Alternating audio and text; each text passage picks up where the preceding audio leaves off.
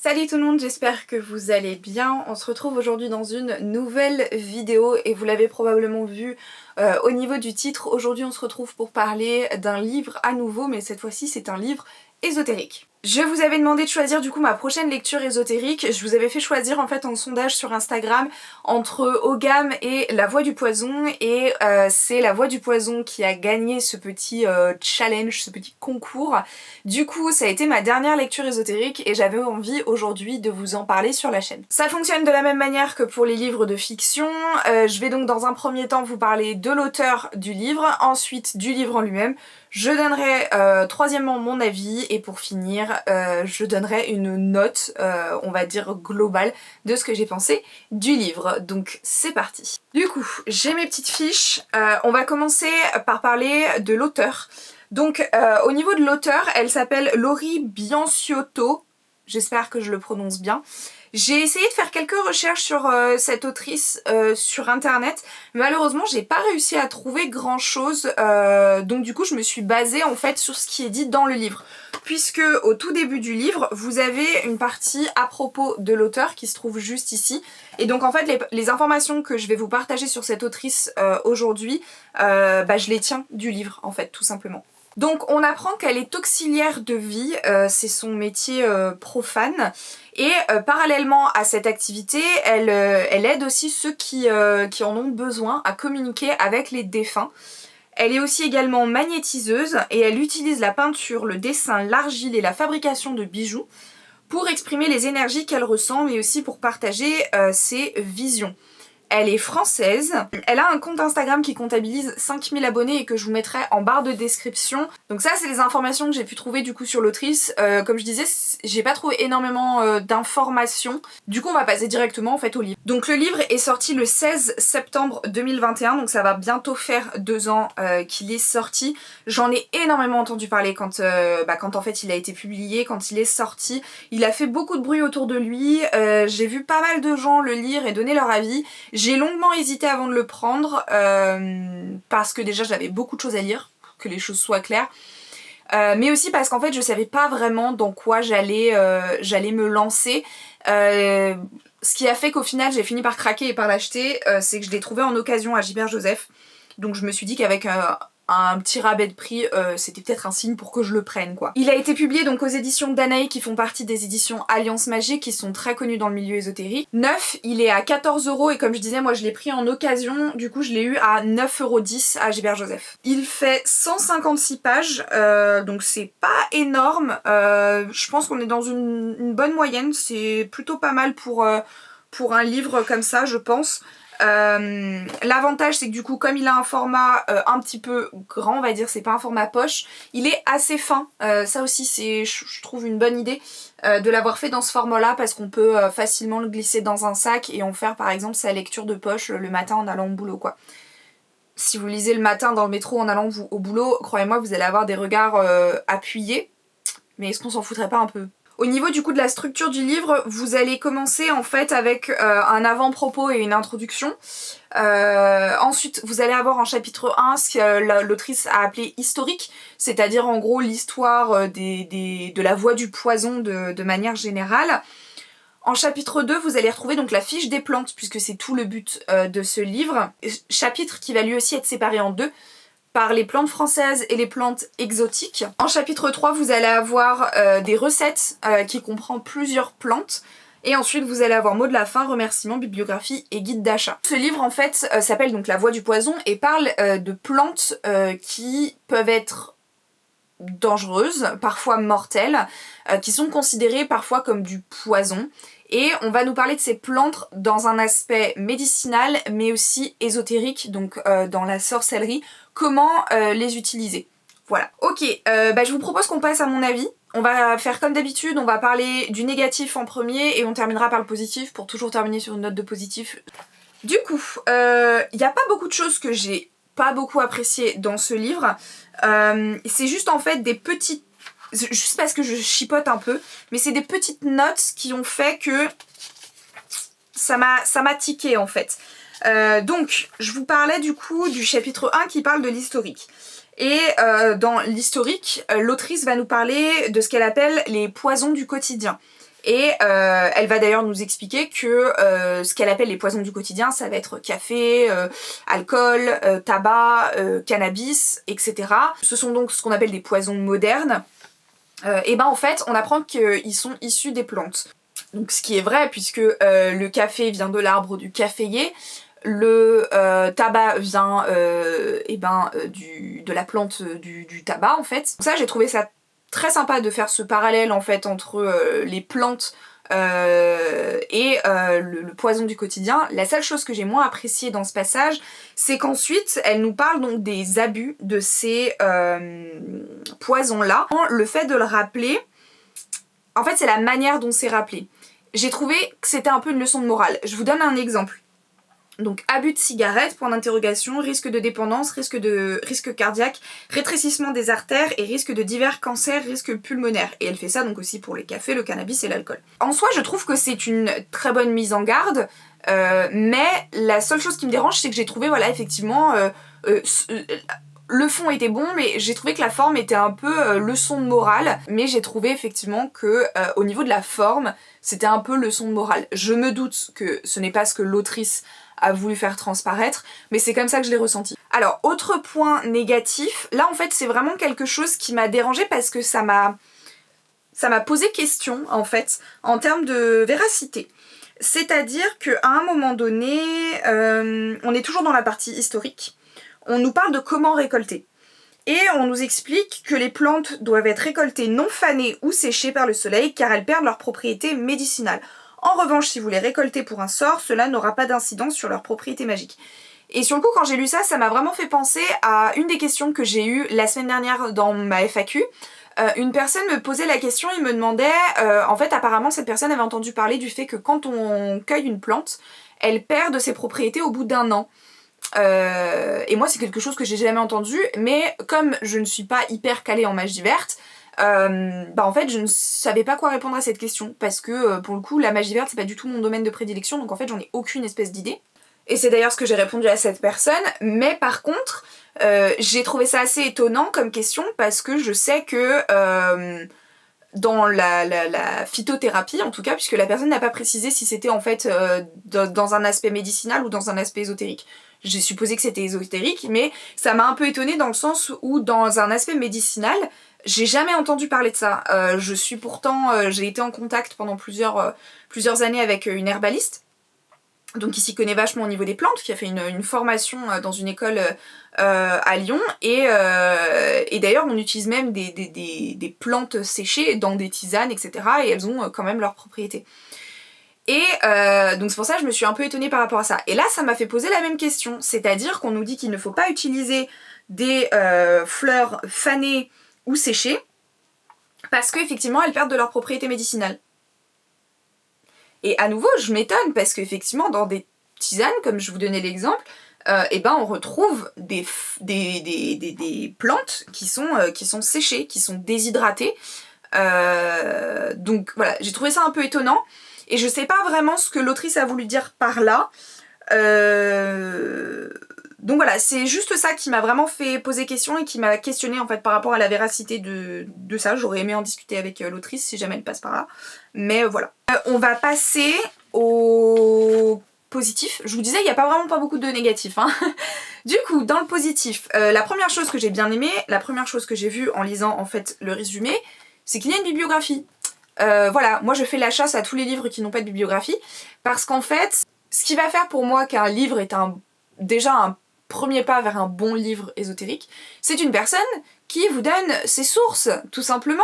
Bah oui, parce que comment on peut croire une personne qui nous raconte des choses si on sait même pas d'où elle tient ses propos en fait. Donc elle peut très bien, la personne peut très bien te dire, voilà, j'ai fait 10 ans de recherche dans tel domaine et j'en ai conclu ce livre. Ok, très bien, c'était quoi tes recherches ? Surtout dans le domaine ésotérique où c'est un domaine qui est parfois assez flou, où il y a beaucoup de contradictions selon les croyances, etc. Avoir la possibilité, nous, en tant que lecteurs, de recouper les informations et aussi, accessoirement, d'aller plus loin en termes de lecture. Parce que là, si ce livre vous plaît, vous avez envie d'explorer un peu plus la voie du poison, et bien les livres qui sont expliqués dans la bibliographie, qui sont listés dans la bibliographie, peuvent vous permettre en fait d'aller plus loin. Et ça aide grandement quand nous on veut faire nos propres recherches. Donc déjà, il y a une bibliographie, c'est un énorme plus, parce que malheureusement, il y a encore des livres qui sont publiés qui n'en ont pas. On pense notamment à Witch Please. Ensuite, deuxième chose que j'ai remarqué toujours en regardant simplement le résumé, enfin le sommaire, c'est la distinction entre les plantes françaises et les plantes exotiques.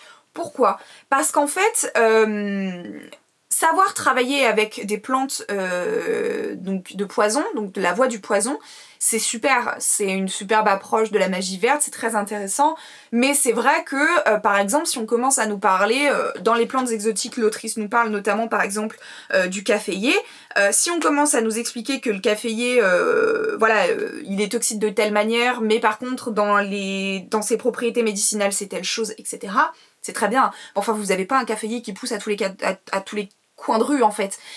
Donc c'est hyper intéressant si vous voulez vous orienter dans cette voie-là, de savoir quelles plantes vous pouvez avoir en France et donc pourquoi pas à proximité de chez vous. Travailler localement, très très intéressant, j'ai beaucoup apprécié ça. Ensuite, quand on avance dans le livre, on a donc l'avant-propos comme je vous disais, et une des choses que j'ai beaucoup apprécié dans cet avant-propos, pardon, déjà on apprend que l'autrice, ça fait des années en fait qu'elle étudie la voie du poison et elle l'étudie encore tous les jours aujourd'hui, et ça c'est un point très important je trouve. On apprend aussi qu'elle nous parle uniquement des plantes qu'elle a elle-même, avec lesquelles elle a elle-même travaillé. Je n'aborderai ici que les plantes avec lesquelles j'ai personnellement travaillé à ce jour, par souci de qualité des informations. Et ça, c'est très important aussi, dans le sens où très souvent, quand vous avez affaire à ce genre de livre, notamment en magie verte, mais pas que, vous avez tellement de plantes qu'en fait, on a très envie de faire un livre des plus complets possibles. Donc répertorier plein de plantes avec plein d'informations, donc faire des recherches, recouper des informations, ce qui peuvent être très intéressantes, mais c'est vrai que ça peut parfois être justement incomplet. Parce que malheureusement, en fait c'est hyper compliqué de recouper toutes les informations possibles. Ça prend énormément de temps et ça vous fait des pavés gros comme ça. Et là, le fait de, pour une fois, s'orienter vers l'expérience plutôt que le savoir, j'apprécie vraiment parce qu'au moins on est sûr que la personne a testé, on peut lui faire confiance. On sait que ce qu'elle va dire, elle ne l'a pas inventé, elle ne l'a pas tiré d'un livre, c'est sa propre expérience qu'elle nous partage, donc pour moi c'est un point bonus. Et surtout dans cet avant-propos, il y a une mise en garde. On nous explique, attention à ne surtout pas pratiquer d'automédication en interne avec les plantes toxiques, c'est extrêmement risqué. Consultez toujours votre médecin en cas de problème de santé. Des mises en garde, il y en a un peu partout dans ce livre, et je trouve que pour un sujet aussi important que celui-là, il n'y en a jamais assez. Et je trouve ça très bien de rappeler petit à petit que effectivement, faut faire attention à ce que vous faites, et surtout, c'est pas parce que vous lisez un truc dans un livre qu'il faut blâmer l'auteur parce que quelque chose vous arrive, etc. D'ailleurs, on le voit à la fin du sommaire, l'éditeur dégage toute responsabilité concernant les conséquences qui découleraient d'une mauvaise utilisation des informations contenues dans cet ouvrage. Malheureusement, ils sont obligés de se dédouaner parce que des idiots qui ne respectent pas bien les consignes, il y en a plein. Et du coup, il leur arrive malheur, et ensuite derrière, ils cherchent à blâmer une autre personne. Beaucoup trop facile. Donc des mises en garde, c'est très bien, et qu'il y en a un peu de partout pour moi, c'est tout aussi bien. Il n'y a jamais assez de mises en garde dans ce genre de livre. Elle va aussi faire toute une partie qu'elle va dédier en fait aux déités qui sont associées à la voie du poison. Donc j'ai trouvé ça très bien, j'ai trouvé ça très intéressant, voilà. Moi ça m'a permis par exemple d'apprendre différentes déités avec différents panthéons, c'est un plus. On est toujours dans l'historique et je vous parlais donc tout à l'heure de cet aspect de plantes fanées ou séchées qu'il fallait pas récolter. Et ben dans toute cette partie comment récolter, elle nous explique du coup comment récolter, les techniques de base qu'elle appelle pour utiliser en fait les plantes, et aussi elle va nous donner, et ça j'ai trouvé ça très bien, elle va nous donner, faut que j'arrive à retrouver, elle va nous donner ce qu'elle appelle un rituel qu'on peut utiliser pour sacraliser l'acte de récolte et l'infuser de magie. Et ça m'a fait sourire quand j'ai lu ça parce que ça m'a rappelé Pour ceux qui se souviennent, il y a je crois 2 ans, je suis allée à la montagne pour suivre l'équipe de Terre d'Avalon qui travaille avec les plantes mais pas que. Et notamment, durant ces 4 jours à la montagne avec eux, on m'a appris comment récolter les plantes. Et justement, il y avait cet aspect qu'on retrouve dans ce que nous explique l'autrice, c'est demander l'autorisation. Et c'est une chose, je trouve, qu'on voit pas souvent, et j'ai pas souvenir d'y avoir vu dans d'autres de mes livres de magie verte, possible que je me trompe, mais le fait de demander l'autorisation à la plante, moi c'est quelque chose qui est devenu un automatisme. Parce qu'il ne faut pas oublier que la plante est un être vivant. Alors, on n'est pas sur un être vivant comme un animal ou comme un humain, mais en revanche, ça reste un être vivant qui va ressentir des choses. Pas de la même manière, mais il va les ressentir quand même. Et pour moi, ça semble logique de demander l'autorisation en fait à la plante pour être récoltée, tout simplement. Donc ça, j'ai trouvé ça très bien qu'elle l'aborde au tout début de son livre. Vraiment un très gros bon point pour ça. Autre petit truc que j'ai vraiment beaucoup apprécié personnellement, la mention des sorcières des villes. Parce que j'habite en ville, alors j'ai la chance d'être entre guillemets un peu excentrée, d'avoir une forêt par exemple en bas de chez moi, ce qui est très agréable et qui me change parce que moi j'ai vécu pendant bien 2-3 ans vraiment en ville, je sortais de mon immeuble, j'avais du béton de partout. Et du coup c'est toujours plus compliqué en tant que sorcière des villes de se procurer des plantes que nos consoeurs, confrères sorcières des campagnes. Et donc avoir cette petite mention là dans le livre, ça fait du bien, ça fait chaud au cœur, on va pas se mentir. On avance toujours un peu dans le livre et là on va passer à la partie sur la fiche des plantes. J'ai trouvé que les fiches de plantes sont vraiment très bien organisées. C'est-à-dire que vous allez avoir donc le nom de la plante, puis ses autres noms, notamment par exemple ceux que vous allez retrouver en anglais, mais aussi des noms communs, ce que j'appelle les vieux noms, un peu de Moyen-Âge, comment on appelait la plante en fait à l'époque. Puis vous allez avoir la description, donc en fait à quoi va ressembler la plante. Vous avez le dessin type effet gravure, mais vous n'avez pas forcément tout le temps la plante avec vous, et le fait d'avoir cette petite description, ça vous permet de l'enregistrer et vous, quand vous vous baladez un de ces 4, vous reconnaîtrez peut-être la plante. On a ensuite les propriétés médicinales, puis la toxicité, quelle partie de la plante est toxique, voire peut-être même l'entièreté de la plante, et qu'est-ce qu'elle apporte entre guillemets comme toxicité.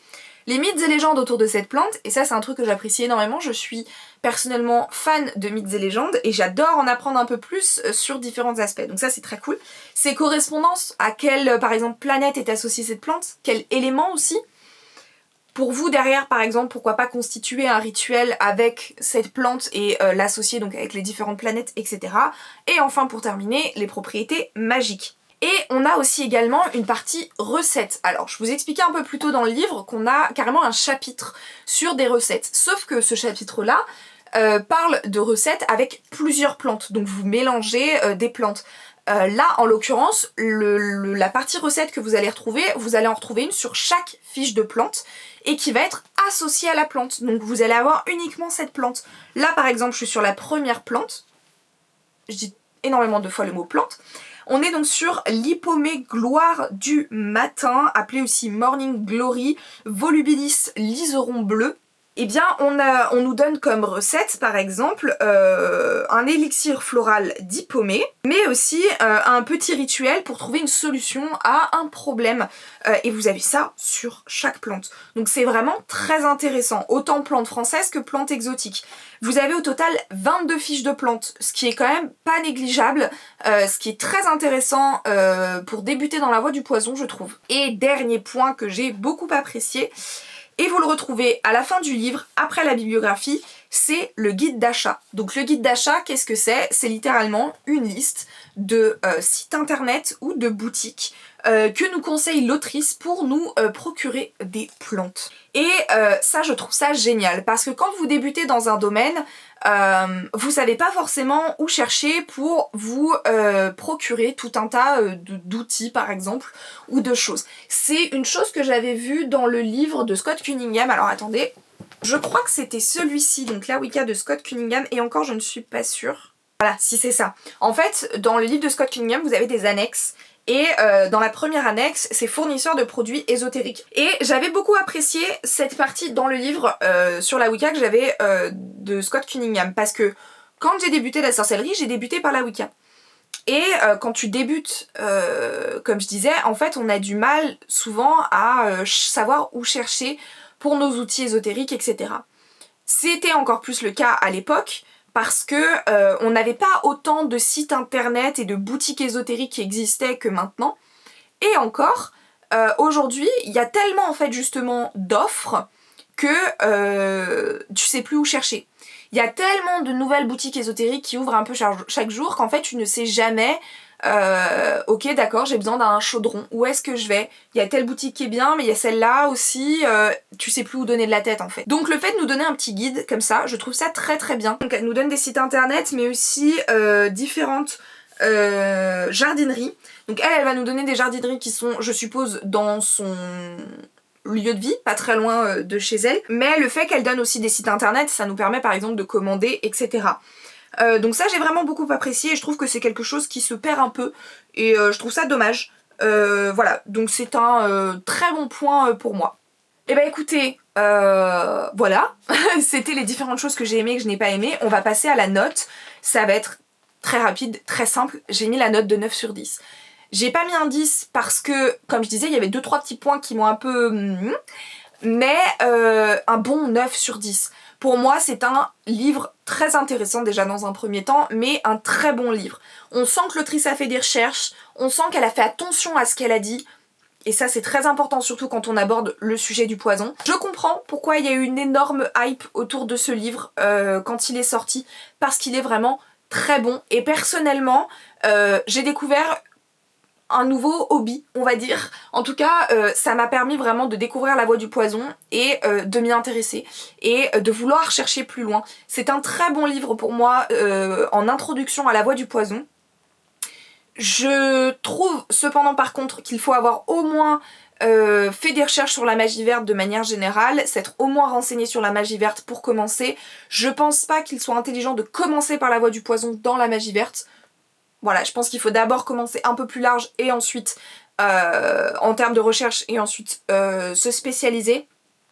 En tout cas, félicitations Laurie, le livre est très très bon, je l'ai beaucoup apprécié, je ne regrette pas du tout mon achat et je vous le conseille si vous hésitiez à l'acheter parce que pareil, vous l'avez vu passer sur les réseaux sociaux.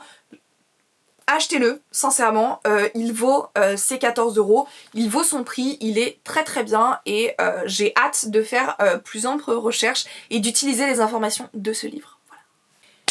Écoutez, c'est tout pour moi, cette vidéo est terminée, j'espère qu'elle vous a plu, peut-être que je vous ai du coup donné envie, convaincu d'acheter ce livre ou tout du moins de le lire s'il est dans votre PAL depuis un petit moment. Voilà, j'ai vraiment beaucoup apprécié cette lecture, elle était très très enrichissante et j'espère vous avoir donné envie de lire ce livre ou de le relire peut-être si vous l'avez déjà lu. En tout cas, merci beaucoup d'avoir regardé cette vidéo jusqu'au bout, moi je vous dis à la semaine prochaine dans une nouvelle vidéo et en attendant, prenez soin de vous.